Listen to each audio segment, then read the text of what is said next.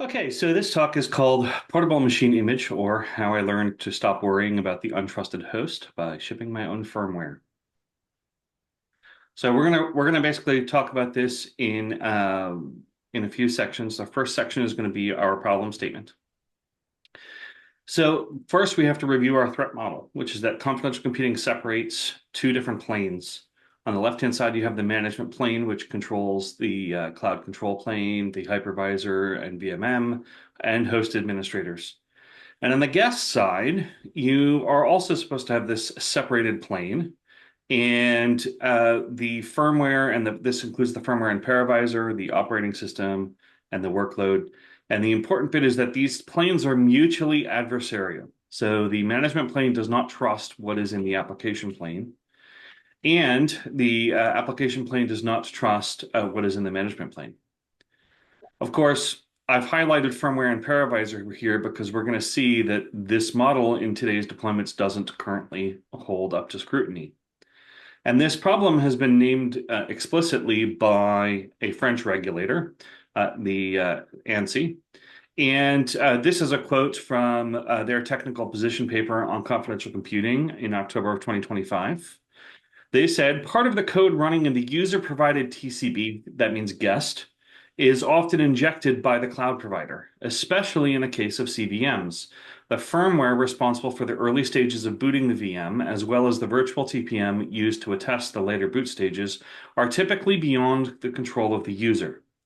Attestation of every step of the boot chain is necessary to verify that the entire user-provided TCB has not been compromised by an admin attack, but it is impossible to perform on current cloud offerings for confidential VMs. So I think that this statement abuts nicely to Mark's prior presentation, which is that if we're going to go after these regulatory users, we actually have to solve the problems that the regulators care about. And so that is the purpose of this slide, right? The problem that we have is that the user-provided TCB is not actually user-provided. And so how do we actually solve that problem?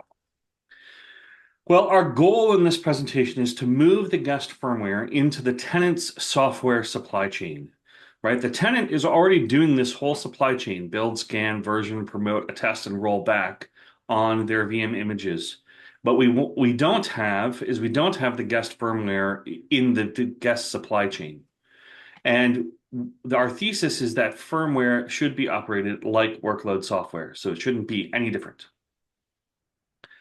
However, there's some fair warning here, which is that first we're going to have to clean under the couch because you'll see that as we lift what is in the guest firmware, there's going to be a variety of things that are underneath that couch that we have probably been ignoring for quite some time.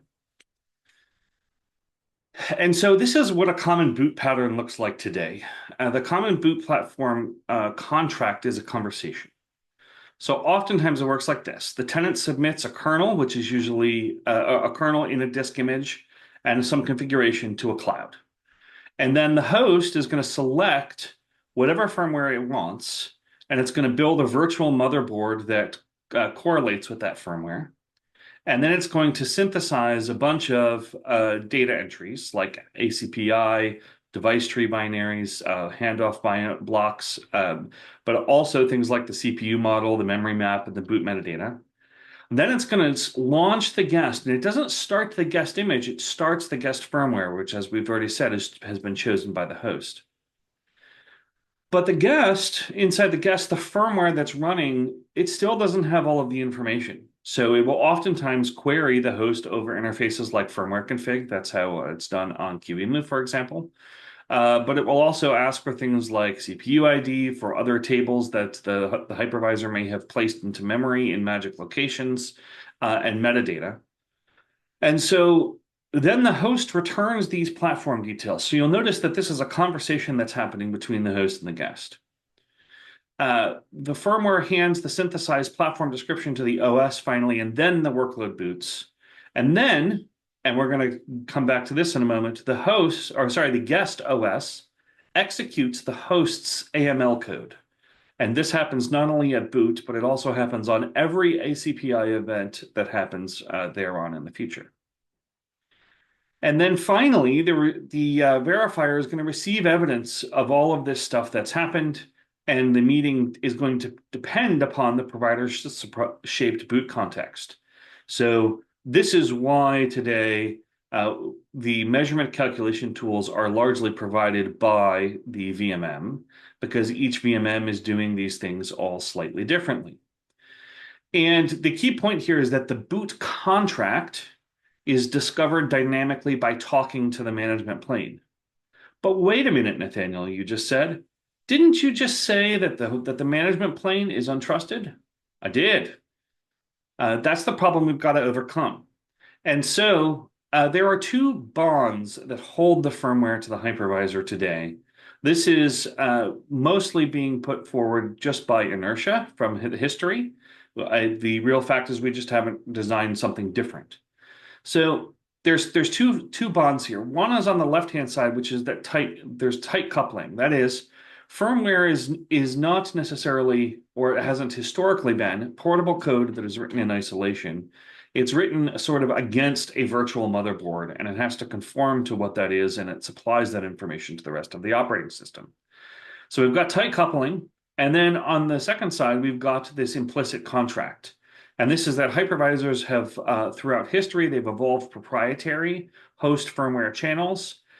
And what happens is that this boot contract we've talked about before has become unstated and unversioned, so that this information is not portable. And these are the two bonds that hold the firmware to the hypervisor.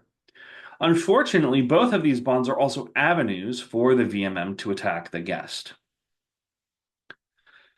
We have a further problem, which is that executable code is crossing the boundary.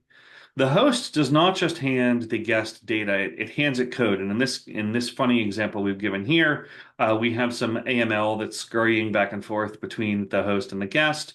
The problem here is that when the AML goes into the guest executes it, and it executes it at the highest privilege level in the guest. And there are already vulnerabilities around this. Intel has already designed a partial software solution to this problem for TDX. So this is a well-known, well-understood problem, but there's a trap here, which is that we have two avenues that we can go. Well, avenue number one is we just accept this. We trust that the input is adversarial input, and we might try to do some validation, although the reality of the situation is almost no validation of this is done in today's software. And this is, if I were an attacker, I would start looking here. The cost for this is guest integrity. So this is precisely the confidential computing guarantee that the host is trying to provide the guest. But by providing this undefined contract to the guest that's potentially adversarial, different under every VMM, et cetera, that's a problem. There's a cost to that. So that's option number one. Option number two, which is what AMD has recommended in the past and what Intel does in TDVF today, which is to measure these inputs. Now, there's a cost to this as well. What this does is this does protect that if the host changes those inputs, then the guest's identity changes. But this creates several other problems. One is that the guest's identity is now tied to the specific hypervisor instance, which means that if I take my guest, right, and I move it around to a different hypervisor, if I move it to a different cloud, for example, this has different measurements. Now, there's tons of lock-in possibility here, but really, even without if you don't even consider the lock-in, it's just a lot to manage. And we already have enough to manage on the verifier side anyway. This is a very complex problem. And so the cost for measuring these inputs is that our attestation becomes unportable, and this shifts all of the complexity to the verifier. So either way, whether you choose A or B, the tenant is the one that ends up paying the cost for this. And so we want to try to do something that's different than this. Now, there's some good news here. The good news is that virtual motherboards are in fact converging. So that first bond that we had has been significantly weakened. In the past, it used to be that the VMMs would want to have all kinds of control over the unique hardware that they validate. But the reality is that operating systems now are all shipping standard APIs that you can use to build a VMM. These are listed here like KVM, the hypervisor framework on Mac, the Windows hypervisor platform on Windows, and Behave on FreeBSD. And all of these significantly constrain the amount of variety that you can have on the motherboard. And so this ends up being a good thing because it weakens that bond, that first bond where the firmware has to have tight coupling to the platform. Since the platform is now mostly a smaller set of options, we can weaken this. The second bond, however, we've got to eliminate that. There's not really a way around that. We can't have early boot code talking to a hypervisor to give it basically a big pile of untrusted data, which it then has to verify in the highest privilege level with the least amount of resources and no ability to debug because it's in this early boot environment.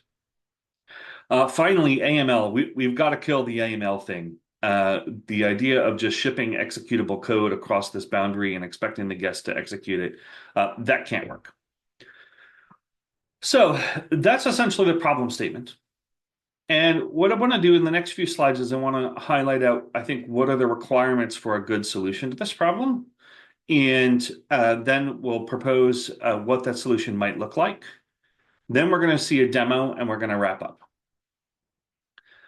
So the first is that we have to have a boundary rule. If we're going to build this threat model where the management plane and the application plane are mutually adversarial and separate from one another, we have to have a boundary rule about what the roles are on each side.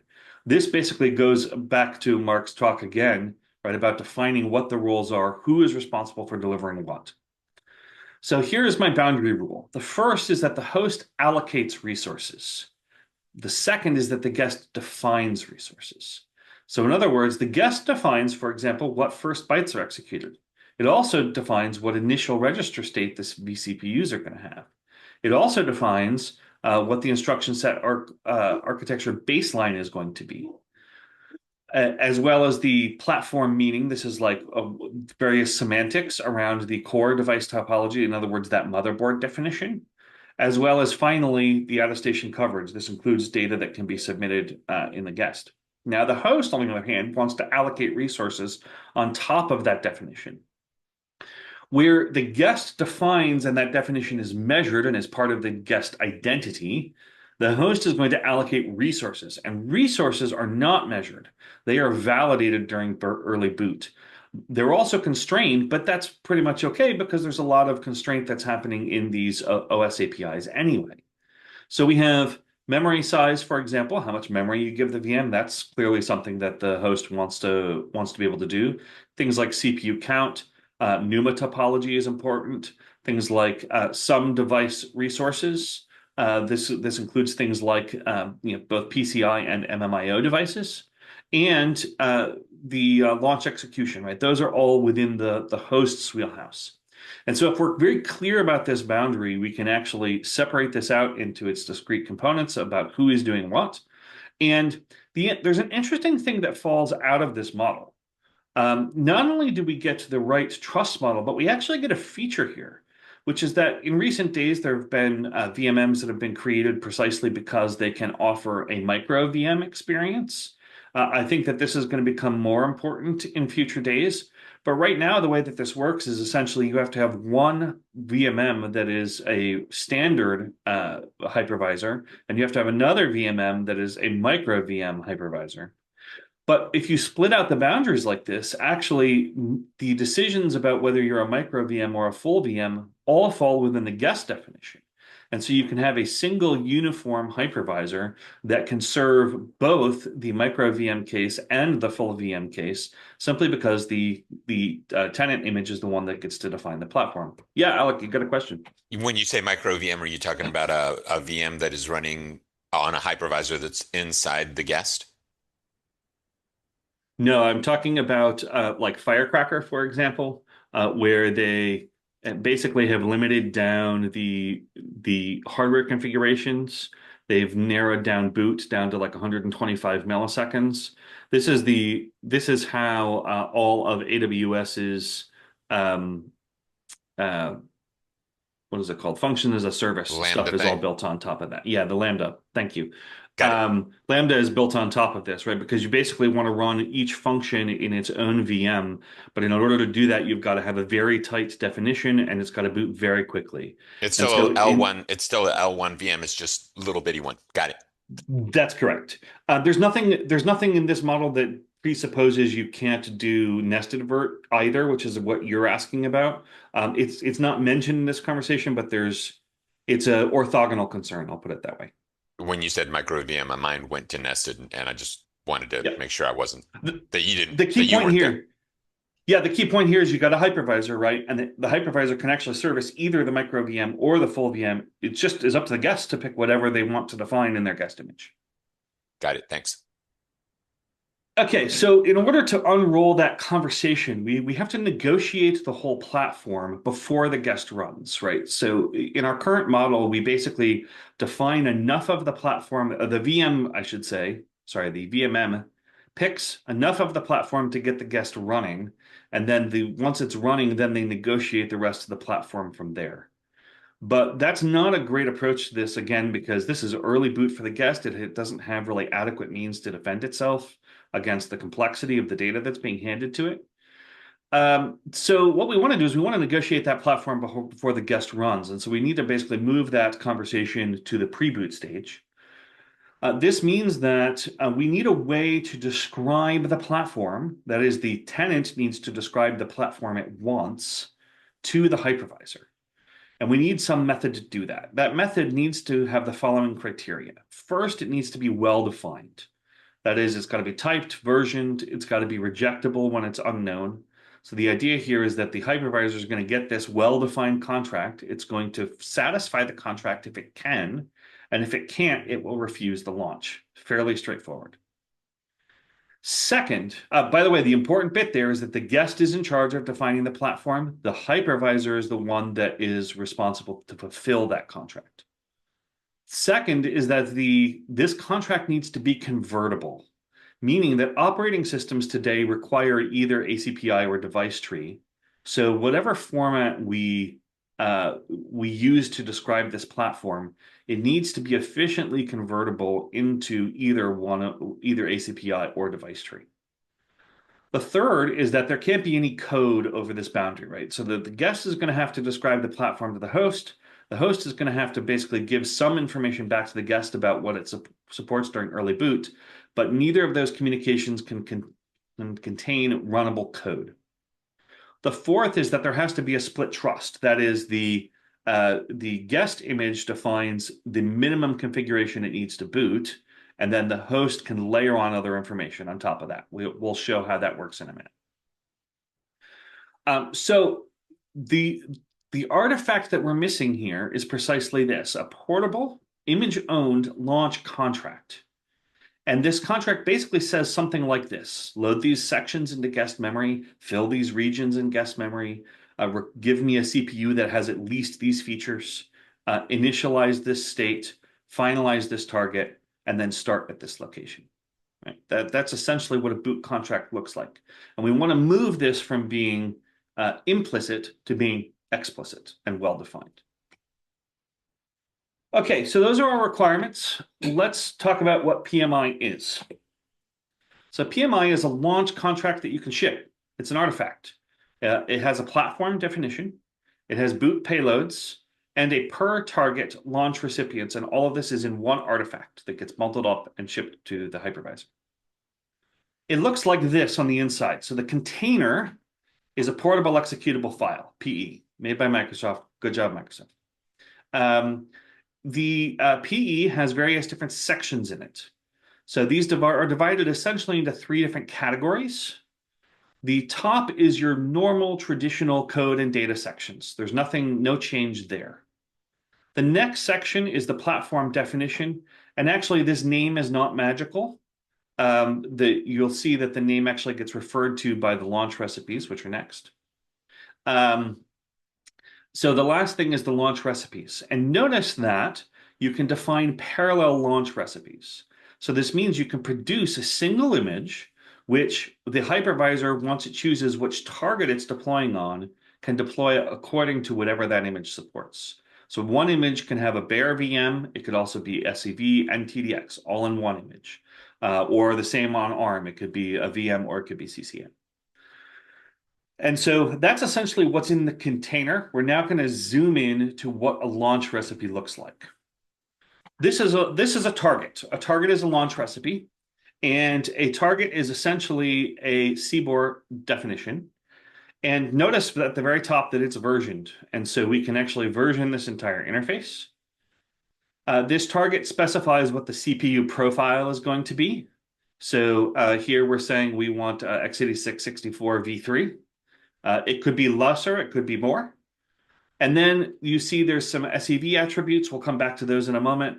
You'll see the merged DTB. This is where we are communicating from the tenant to the hypervisor where it can find that base platform definition. So if you remember on the previous slide, we had a .dtb section. Now in our target, we're saying, okay, for this particular target, you can load the platform definition from this section. We're going to come back to those contents in the next slide, but just pretend that they're there.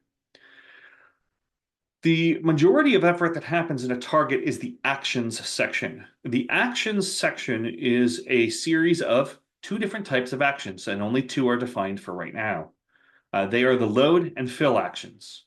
So the load action basically tells the hypervisor, I want you to load the data that's in this particular section to this particular address. Fairly straightforward. The fill action is a little bit less obvious, so let me explain how that works. The fill action kind of works like load, but we're not taking contents out of the image. We're expecting the host to generate a specific kind of data, and the kind of data that the host is going to generate is listed in the kind field. So this first instruction, for example, says fill at this particular address using the information from this particular section, which is a 0-page section. And you need to fill in this kind of information, which is the device tree overlay. We're going to talk about that on the next slide. But if you remember back a few sections ago, we said we wanted to divide up the responsibilities where the image would define the base platform and then the host would be able to layer additional platform information on top of that. That's what's happening in this example. The merged DTB at the top of this target is the base, and the DTBO fill section is where the host gets to layer its information on the top. Next, we have some SEV-specific fill sections where we're saying that you need to put the secrets page and the CPU ID page. Those are actually generated by the PSP. So we're basically telling the hypervisor that you need to know how to talk to the PSP and to be able to generate those pages for us. And then lastly is another SEV-specific one, which is this is where you're going to load the VM save area. This contains the initial CPU state of the guest. And so from this information, we now have an explicit contract about exactly what the hypervisor is supposed to do. And in the past, where the hypervisor was active and would just pick all of this stuff for the guest in a way that was implicit and undefined, now the hypervisor is passive in the sense that it receives a detailed recipe and it just needs to follow the recipe. It's fairly straightforward. Okay, so now let's zoom in on what the VMM is actually going to do with this. So it's going to look at that target, and it's going to start off. It knows that it's the SNP target, so it's going to start with an SNP launch command. And then it's going to load each of the sections, which are measured. Then it's going to load the base platform, which was just in a load section. But notice that that base platform is measured. This is part of the guest's identity. Then the VMM is going to fill the device tree overlay section, as well as the other SEV related stuff. And finally, it's going to finish with a launch finish. You'll also notice that the ordering is exactly the same. So the VMM has done this in the exact same order as was defined in the recipe. This means that the attestation hash that is produced as part of this launch is deterministic from the PMI. That is, the PMI image itself can produce the same measurement, and any hypervisor that implements this will also produce the same exact measurement. Let's now zoom in on the device tree itself and how the device tree split works. We talked about how the guest needs to provide the core platform definition. You can think of that as kind of like slots. I'll give that analogy further on the next slide. But what the guest is defining is these are the places where you can attach hardware. That base device tree is the one that's on the left, and you can see, for example, that it has defined that there's a PCI root complex. There's also at least one VirtIO MMIO slot here. These are places where the host can attach devices. And this defines essentially the capabilities of the guest. If you want to do a micro VM, for example, which oftentimes does not have PCI slots at all, you would simply leave off the PCI part of this definition. And then the hypervisor, when it reads this file, will not create the root complex. So the hypervisor, again, is passive. It's going to read this file, and it's going to generate a platform that looks exactly like this platform definition. However, the host still has to be able to plug things in to this guest. And that's where the device tree on the right-hand side comes into play. So you can think of the left-hand side as a motherboard, and the right-hand side is all the hardware that gets attached to it. The host is going to say, I'm giving you this much memory, and I'm giving you this many CPUs. And so it puts all those in the device tree overlay, which it hands to the guest.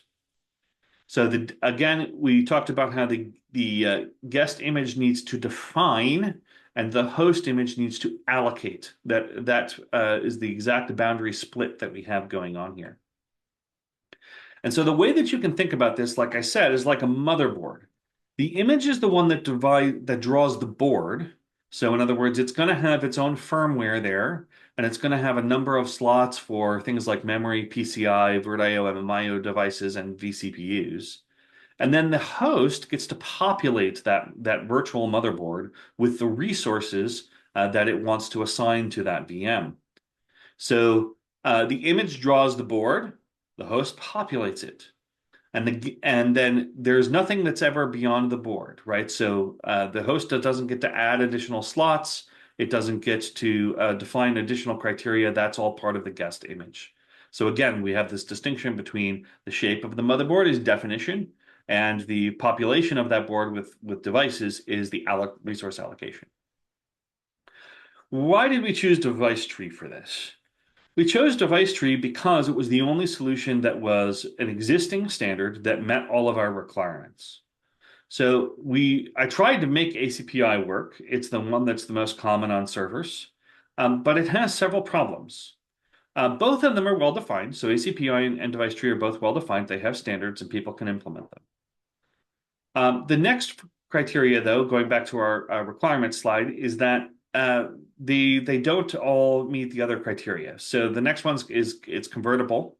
You can convert a device tree pretty trivially into ACPI, but the problem is ACPI also has AML code in it, and you can't.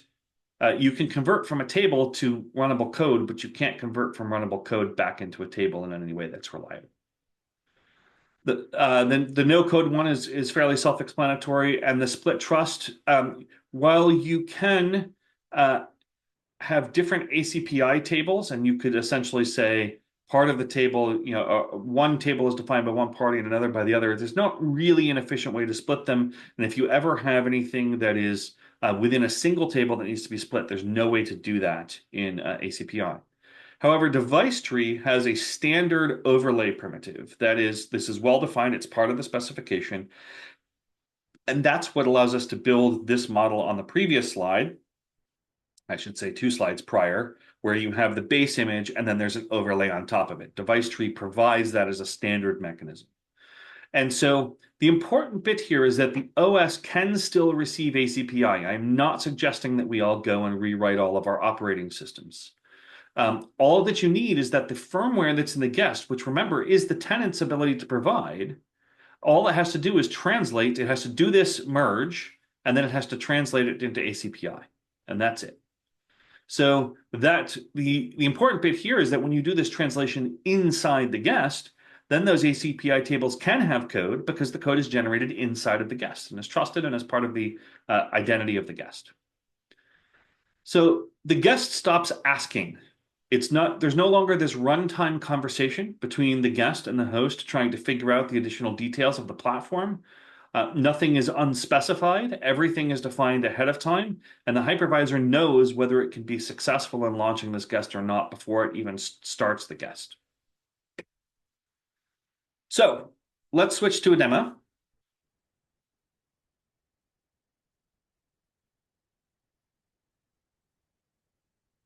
Need to switch my share here.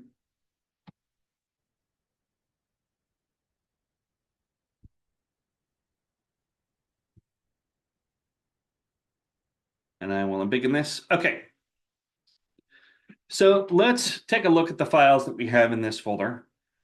This contains a variety of executables, as well as there's a Linux kernel here. That's called VM Linux-virt. That is the stock Alpine Linux kernel. There's nothing magical about it. And in fact, I test this on Fedora, Debian, Firecracker, Alpine, and at least some other kernels as well. So this is well-supported generic kernel stuff.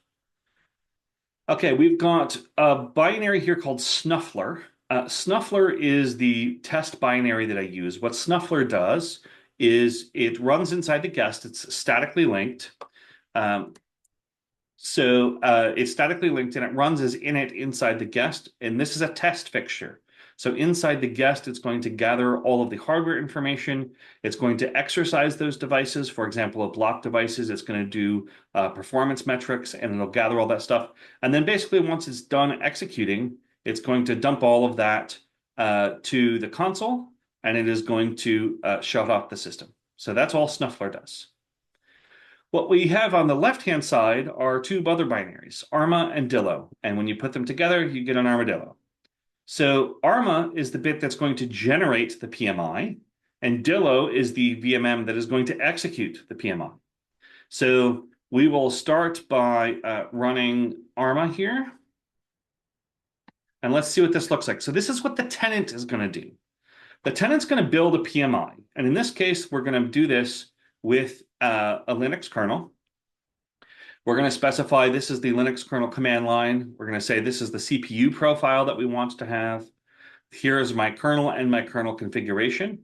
And Arma is going to look at that kernel config and it's going to automatically determine what that kernel actually supports. And it will create a device layout that is compatible with that kernel. We're going to pass Snuffler as the initrd binary. You can pass either a full initrd image or initRMFS image here, or you can just pass a static binary and it will automatically create the image for you. And then the last bit is we're just going to save this and it's called tattoo-snuffler. The reason it's called tattoo-snuffler is because what Arma has done here is it's taken that kernel that's, again, just a stock kernel with its configuration. It's created a hardware layout that matches that kernel's expectations, and it is bundled in it a very small bootloader called Tattoo. And we can check the PMI that was output here, and you can see that this is the contents of the PMI plus the contents of the hardware definition. So in the top here, you've got a bunch of sections. These are all the Tattoo bootloader. This Tattoo bootloader is extremely small. It's about 12,000 lines of almost exclusively safe Rust code. There's only, I think, 6 unsafe declarations in the entirety of the code base. You might compare this with, say, 3.6 million lines of OVMF code, right? So 12,000 lines versus 3.6 million.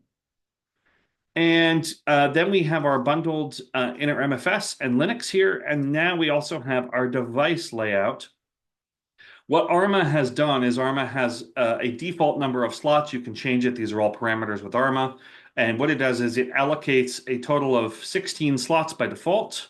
Those, if the kernel supports both MMIO and PCI, it splits those across those so that the hypervisor can choose however it wants to attach those.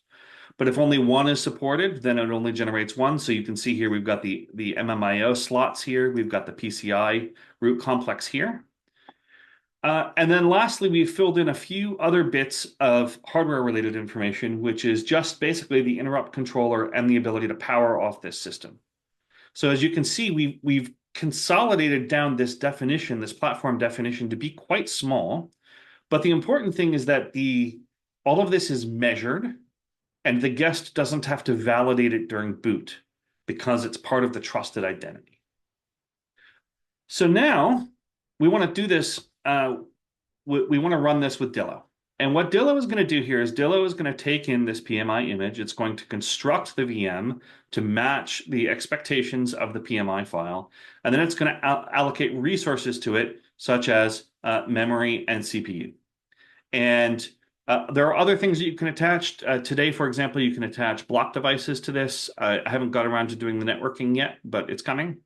And so basically, this contract is Dillo must create the platform that PMI is asking for, and then it can launch that platform, and it can plug into that platform whatever resources it wants to provide. And so we'll run this. You can see that this whole thing took from literally command execution all the way to exit right about 300 milliseconds. So this is very fast. You can see this big wall of information that Snuffler has found inside the guest and has articulated. So as we scroll up here even further, you can see this is the kernel's boot log, where the kernel was booting inside the guest. And then you have the Dillo debugging information up here at the top. Now, I have some disappointing news, which is that I actually had prepared a demo of doing the same exact thing, but with OVMF. And I made the foolish mistake of changing some code this morning, and I broke it just before the demo. So I do have OVMF running inside Dillo as well, because again, Dillo just implements the explicit boot contract. And any image that conforms to that contract, Dillo will be able to launch. So that's the basic idea of the demo.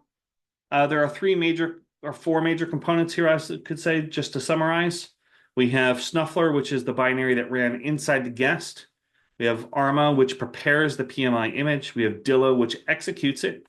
And then inside of the PMI image is a very tiny bootloader called Tattoo that gets the whole thing up and running in a nicely constrained, safe Rust environment.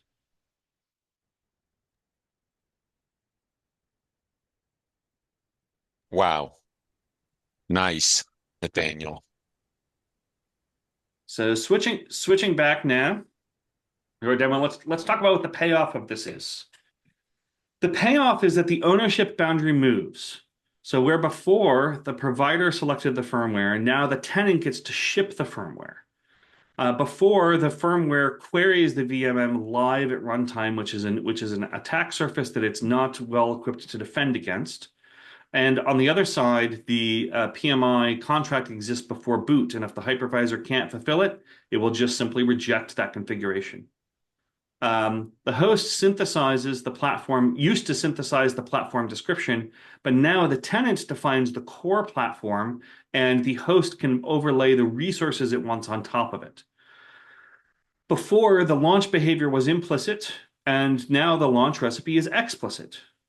Before, the attestation was provider shaped, and now the attestation is mapped directly and deterministically to the tenant contract as defined in the PMI image. I forgot to say before I went to this slide that Dillo will boot that same x86 image that we produced on both Windows and Linux on x86. It also supports ARM, and we'll boot that same exact ARM image on both Linux ARM and macOS ARM. All of this is in our CI, and we don't break our existing platform support going forward. So the payoff here is that the guest firmware becomes tenant software. It moves entirely into their domain. They get to version it, control it how they want. They can distribute SBOMs how they want. They can do reproducible builds which they want. And the platform itself becomes the tenant choice. So if they want a micro VM, they can build that. If they want a full VM, they can build that. This empowers the tenants to be able to make all of those decisions and to move the entirety of the guest TCB into the user-defined, user-distributed artifact. The VM image itself, the PMI, becomes the unit of firmware ownership, launch, and verification. That's the end of my presentation. I'm curious what questions you have.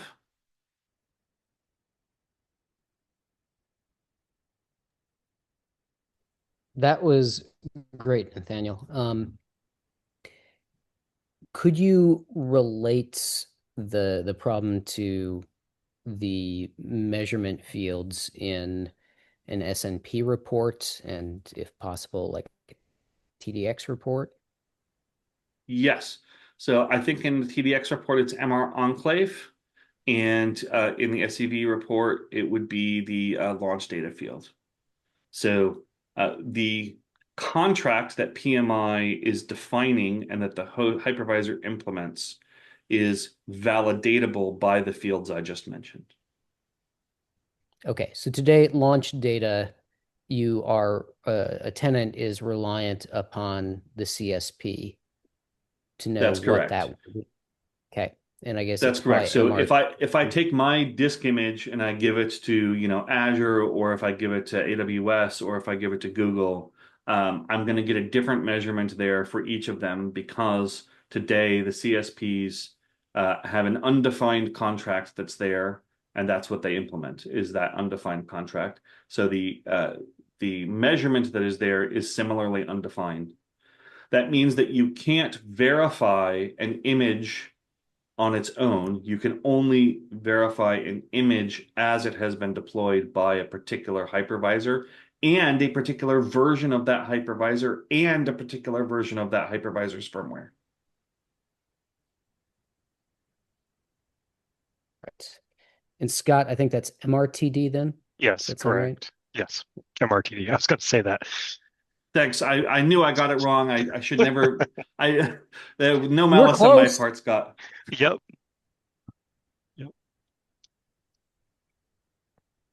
Alec, you have a question? Yeah, just for the sake of argument here, Nathaniel, talk to me like I'm an application developer and don't really understand that early boot stuff that much, just for the sake of Yeah. argument.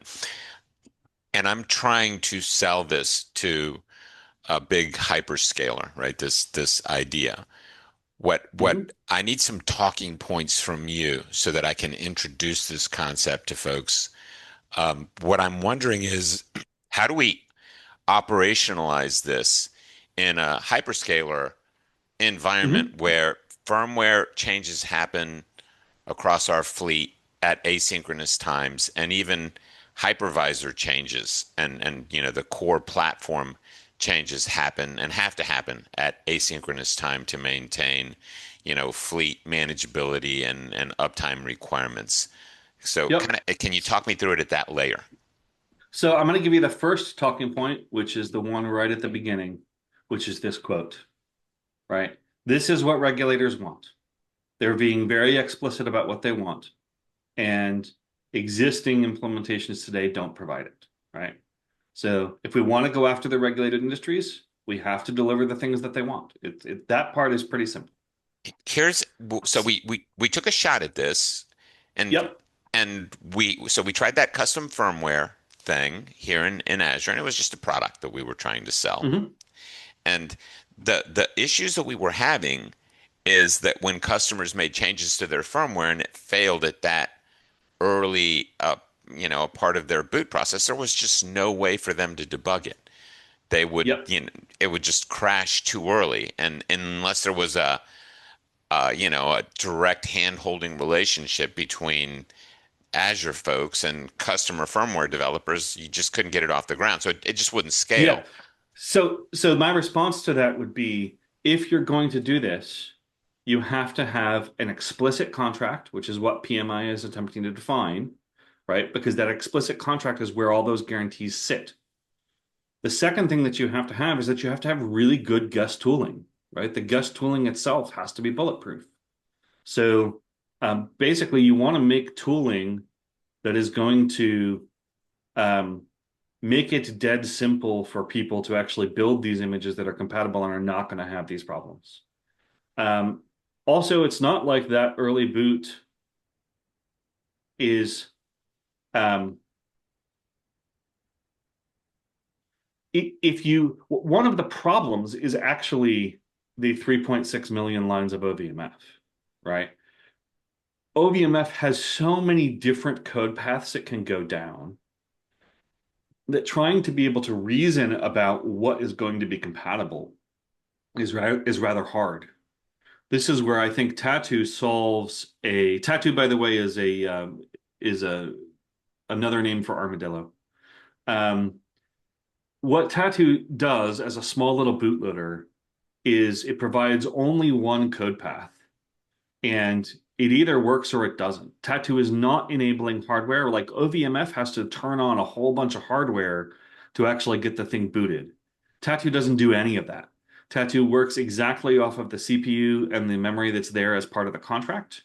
So once that CPU starts, all Tattoo is going to do is it's going to find that device tree overlay. It's going to merge it on top of the base device tree that it has. It's going to then on x86 convert that into ACPI, and on ARM, it hands the device tree directly to the kernel. And then the last thing it does is it relocates the kernel so that you get kernel ASLR. This means that you want your address space randomized so that attackers don't know where the kernel is in address space. So that's all that Tattoo does. And like I said, it's about 12,000 lines. And the only thing that it requires is it requires for the CPU to be functional, and it requires for memory to be attached. So once you do that, then it's a Linux guest image, right? And if your hypervisor is not just testing every possible Linux kernel out there, you probably should be, because that's kind of key to how hypervisors work, right? Like I said, we're testing with Dillo, Alpine, Debian, Ubuntu, Firecracker, Fedora, and I need to add more kernels. Like that just seems to me to be the most obvious way forward. So if you're testing all of these kernels with your hypervisor, and if you have a very minimal bootloader path, there's quite little that can go wrong. And there's also quite little that can go wrong in a security collapse also. All right, cool. I'll work with you offline and maybe start a conversation with internal folks here Absolutely. that work more at that layer of the stack, and we can go forward. Yeah, if you're an astute reader here, also you'll notice that the PMI repo is part of a larger project which has not yet been disclosed. So you would imagine that this tooling that I'm talking about, there will be more to be said about that in the coming weeks.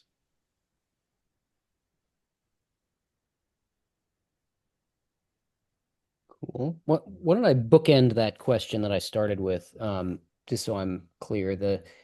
The measurements then that would go into the launch data, that would be the across any deployment.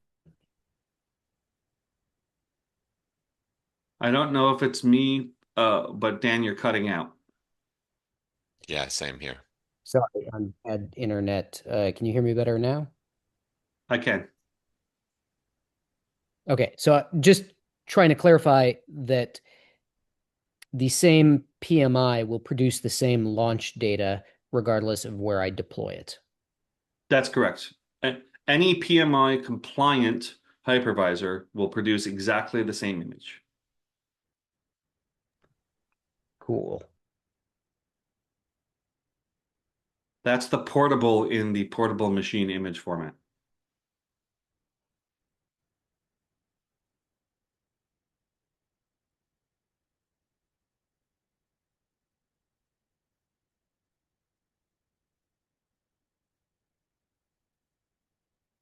Hearing no other questions, I'll turn it over to our esteemed chair.